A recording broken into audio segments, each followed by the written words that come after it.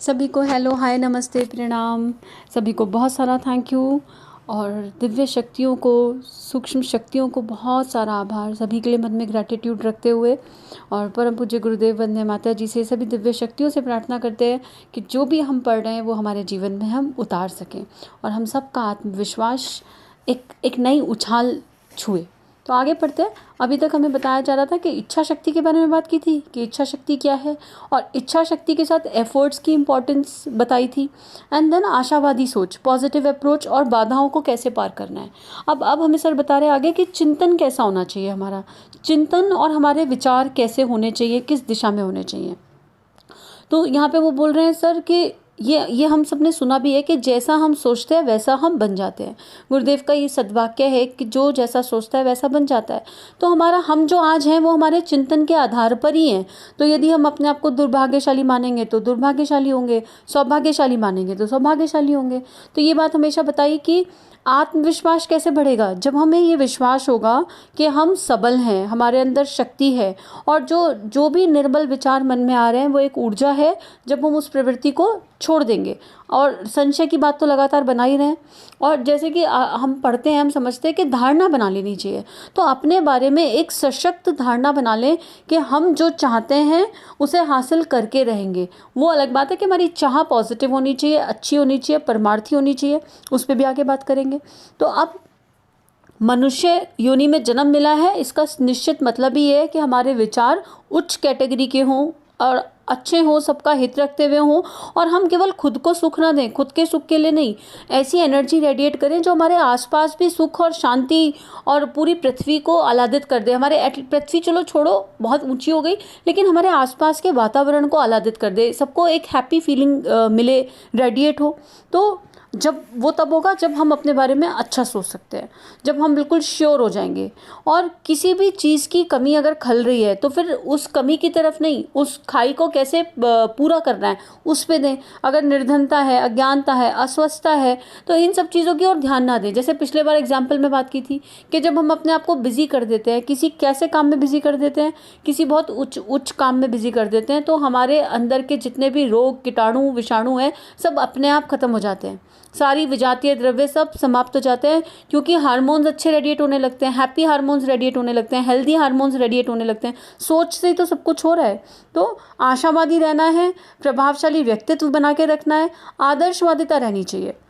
उसके बाद विचारों में रचनात्मकता की बात है। अगर एक मोटी मोटी बात देखें, अगर हम सोच के देखें कि सभी तो मनुष्य हैं, हम सबके रंग, रूप, आकृति, प्रकृति तो सब एक ही है। सभी के पास 2 हाथ, 2 पाँव, 2 आँख, 1 कान, 2 कान, 1 नाक है। किसी के पास कुछ इधर उधर तो नहीं है, वही बॉडी स्ट्रक्चर है, सबका डाइजेस्ट भी खाना वैसे ही होता है। फिर अंतर कहाँ है, भिन्नता किस क्षेत्र में है, भिन्नता कहाँ पे है। तो वो जो भिन्नता है ना, वो कैटेगरी है सोच की। तो एक वर्ग 3 स्तर के मनुष्य हो सकते हैं और वही सोच है। तो एक स्तर तो वो है जो परालंबी है, जो दूसरों पे डिपेंडेंट है, असहाय फील करता है, अपनी ही गुजारा नहीं कर सकता।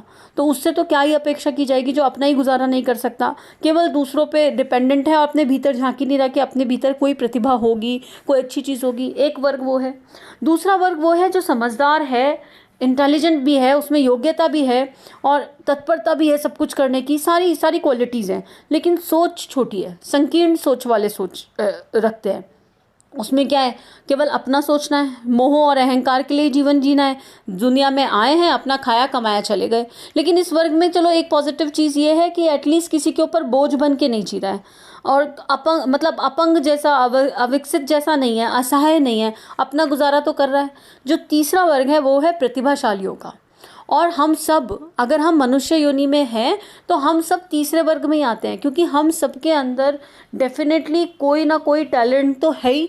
और वही टैलेंट हमारा आत्मविश्वास, अगर हम उस टैलेंट को परिष्कृत कर ले, उसको रिफाइन कर ले, तो वही टैलेंट हमारा आत्मविश्वास बढ़ा देगा, एकदम कॉन्फिडेंस आ जाएगा।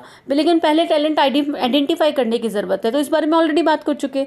तो ये जो तीसरा वर्ग है ना, ये किसी भी क्षेत्र में काम करता है, किसी भी क्षेत्र में एक तो सबके हित के लिए काम करता है, अपना भला करता है, परिवार का भला करता है, समाज का भला करता है, सबका भला करता है। इनके पास बहुत सारी योजनाएं होती हैं, उनको चलाने के लिए कॉन्फिडेंस होता है। पूरा जीवन ये अपने बलबूते चलते हैं और अपने साथ कितने लोगों को, जिसका जितना स्तर की प्रतिभा परिष्कृत हो जाएगी, जितना उसका भीतर वाला रेडिएट हो जाएगा, उतना ही वो अपने पीछे लोगों को ले आएंगे। जिन लोगों को आज हम फॉलो करते हैं उनका क्या हुआ, उन्होंने अपने आप को महामानवों की श्रेणी में खड़ा कर दिया। कैसे रखा? क्योंकि वो लगातार बिना रुके अपने ऊपर काम करते रहे, अपने आत्मनिर्माण पे नॉन स्टॉप काम करते रहे तो ऐसा हो गया कि उनका कोई शत्रु ही नहीं बचा, सारे मित्र ही हो गए उनकी एनर्जी ऐसी रेडिएट होने लगी कि सब कुछ उनके लाइफ में बहुत बढ़िया हो गया। और उनके माध्यम से उनके परिवार ने नहीं, उनके देश ने, उनके क्षेत्र ने, सब ने प्रगति करी। तो वही लोग महामानवों की, महापुरुषों की श्रेणी में आ गए और उनमें प्रतिभा थी, उन्होंने काम किया। और काम क्या किया? आत्म परिष्कार किया, आत्मनिर्माण किया और आत्म परिष्कार करके लोक मंगल की बात सोची, सबका हित, सबके हित में अपना हित ढूंढा।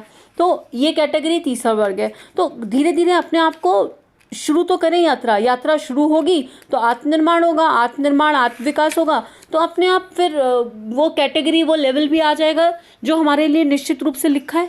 लेकिन कहीं ना कहीं से स्टार्ट करना पड़ेगा और वो पहली स्टार्ट ही आत्मविश्वास से होती है। वो पहला कदम कहाँ से उठता है? इच्छा शक्ति, आत्मविश्वास से, कि हम ट्रस्ट करें कि हम कर सकते हैं।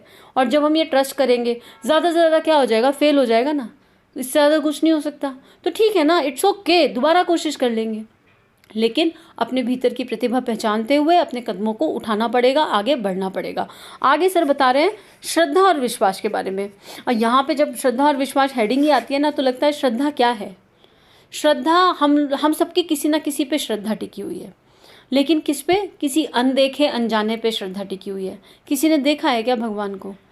नहीं देखा, लेकिन फिर भी मन कहता है। आज की विषम परिस्थितियां हैं, कोरोना चल रहा है, सारी परिस्थितियां विषम है, लेकिन जो होपफुल है ना, वो जानते हैं, वो महसूस कर सकते हैं कि कोई है जो अंदर बोलता है नहीं, सब ठीक हो जाएगा, सब अच्छा होने वाला है। और ये भी प्रकृति की प्रक्रिया है और इसमें हमें साथ देना है, कहीं ना कहीं हम समझते हैं। तो श्रद्धा और विश्वास क्या है? श्रद्धा और विश्वास हमारे भीतर से उपजता है, कहीं बाहर से नहीं आता। तो इसके बारे में सर लिख रहे हैं, यहाँ पर सर लिख रहे हैं कि मनुष्य को सदा इस बात का स्मरण रखना चाहिए कि उसकी आस्था और श्रद्धा ही उसकी आज्ञा, आकांक्षा और अभिलाषा की जनक है। कितनी सुंदर बात है। अगर हमारे भीतर श्रद्धा है, आस्था है, तो हमारे भीतर जो भी कुछ अभिलाषाएं आ रही हैं, आकांक्षाएं आ रही हैं, उनका मूल कारण वो है। और साथ में लिख रहे हैं कि सत्य, ये एक सत्य है, अटूट सत्य। तो इस सत्य पर अगर विश्वास करेंगे तो फिर जीवन में सब कुछ प्राप्त कर सकते हैं। दृढ़ता पूर्वक विश्वास करते हुए, जैसे हम ये मानते हैं ना कि मृत्यु एक सच है, जैसे हम मानते हैं कि जीवन एक सच है, वैसे ही हमें ये मानना होगा कि हमारे भीतर एक प्रतिभा छिपी हुई है, कहीं ना कहीं है, और वो एक सत्य है। बस उस सत्य पे परतें जमा हो गई हैं। अगर हम आइडेंटिफाई नहीं कर पाए तो उन परतों को हटाना है, और वो परतें विश्वास की शक्ति से हटेंगी, कॉन्फिडेंस की शक्ति से हटेंगी। एकदम से कुछ भी नहीं होता कि आज सोचा तो आज हो गया। इट इज़ अ प्रोसेस, और इस प्रोसेस के स्टेप्स भी बताए कि कैसे करना है। आत्म परिष्कार करना है, 4 स्टेप के बारे में हमने ऑलरेडी बात करी। तो सत्य, जब सत्य का प्रकाश, सत्य स्वयं सिद्ध है, जब सत्य अपने भीतर से वो जागृत हो जाएगा ना, तो चीज़ें अपने आप सॉल्ट आउट होने लगेंगी। लाइफ अपने आप एकदम एक ऑर्गेनाइज्ड वे में चलने लगेगी। कुछ भी असंभव नहीं लगेगा। अब जैसे अगर बात करें कि ये सदी है, ये समय है, गुरुदेव बोलते हैं कि युग निर्माण का समय है, तो वो साथ में ये भी बोलते हैं कि युग निर्माण होगा, भगवान है, वो अदृश्य शक्ति है, लेकिन वो अदृश्य शक्ति काम किसके माध्यम से करेगी? वो शरीरधारियों के माध्यम से ही तो काम करेगी। और शरीरधारी कौन है? वही जिनकी प्रतिभा का जो है परिष्कार हो चुका है, जिन्होंने अपने आप को भगवान के लिए, मतलब जो केवल अपने में डूबे हुए हैं, जो सेकंड कैटेगरी और फर्स्ट कैटेगरी है, वो वाली कैटेगरी तो इसमें बैठेगी नहीं। जो थर्ड कैटेगरी है उसी के ऊपर तो वो काम आएगा। कौन सा काम आएगा? जो वो युग परिवर्तन का काम। नई पीढ़ी आएगी, विशिष्टता से सब कुछ नया होना है, सब कुछ बदल जाना है। तो वो काम जैसे दूध में मक्खन होता है घुला हुआ, तो अगर उसको बाहर निकालना हो तो कितना सारा प्रोसेस है उसे अलग करने के लिए। उबालना पड़ेगा, मथना पड़ेगा, कितना कुछ होगा। तो अगर हमारे भीतर से हमें अपनी वो चर्निंग स्टार्ट कर देनी चाहिए अब, और लाइफ कभी भी आसान नहीं हो सकती। ये तो हमें शुरू में ही समझ में आ गया, और अब जितना जीवन हम जी चुके हैं उससे भी हमें पता चल गया है कि लाइफ आसान नहीं होने वाली है। लाइफ जैसी है वैसी ही रहने वाली है, इसी में से मक्खन निकालना है। तो वो जो परिस्थितियाँ हैं ना, उनको ऐसे समझ लेते हैं कि वो परिस्थितियाँ हमें उबाल रही हैं, हमारी चर्निंग कर रही हैं, और जब वो चर्निंग में हम निकल जाएंगे बाहर, अपना कॉन्फिडेंस बिना खोए, सद्भावना हृदय में रखे हुए, सबके लिए मंगल का भाव, परमार्थ का भाव हृदय में रखे हुए अगर हम इस चर्निंग से निकल जाएं, और जिस ऊर्जा से हम बने हुए हैं, हम प्रेम की ऊर्जा से बने हुए हैं, energy of love purest form है, जिस ऊर्जा से हम बने हुए हैं उस पर हम टिके रहें, बिल्कुल आत्मविश्वास के साथ अडिग रहें, तो अपने आप वो मक्खन निकलेगा और अपने आप चीज़ें होने लगेंगी। हमारी जो मानवीय गरिमा है, जिसे कहते हैं कि हाँ, being human is the best thing, वो अपने आप सत्य होगा। और उज्जवल भविष्य, फिर अपना भविष्य तो निश्चित रूप से उज्जवल है। और जब जो इस लेवल पे काम करते हैं, थर्ड कैटेगरी के जो लोग हैं, थर्ड कैटेगरी से मतलब तीसरा वर्ग, जो प्रतिभा परिष्कार का तीसरा वर्ग बताया गुरुदेव ने, उसके जो लोग हैं उनका तो भविष्य खुद भी उज्जवल है, और फिर वो गंगा के जैसे सबको पवित्र करते चलते हैं। जैसे भगवान भागीरथ गंगा जी को लाए तो कितने लोगों का कल्याण हो गया। तो जब हम अपने भीतर से वो सच ढूंढ लेंगे और उस सच पे काम करने लगेंगे, तो देवीय शक्तियों का अनुदान भी बरसेगा और चीज़ें अपने आप ठीक हो जाएंगी। तो इसी के साथ आज का स्वाध्याय समाप्त करते हैं। सभी को बहुत सारा थैंक यू। इस तरह की और वीडियोस देखने के लिए हमारे चैनल को सब्सक्राइब कीजिए। आप सभी का बहुत बहुत धन्यवाद।